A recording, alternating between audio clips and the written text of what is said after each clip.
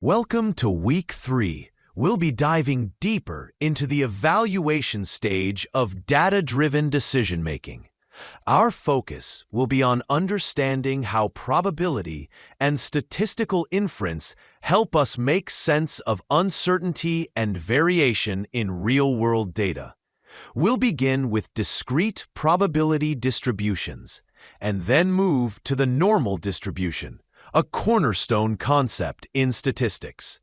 From there, we'll explore the central limit theorem, which explains why the normal distribution is so widely used in data analysis.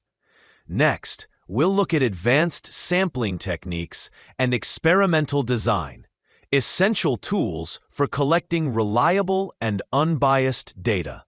Finally, we'll apply these ideas in statistical experimentation, including the independent samples t-test and paired samples t-test, which allow us to compare means across different groups, and ANOVA, or analysis of variance, which helps us assess whether differences among multiple groups are statistically significant.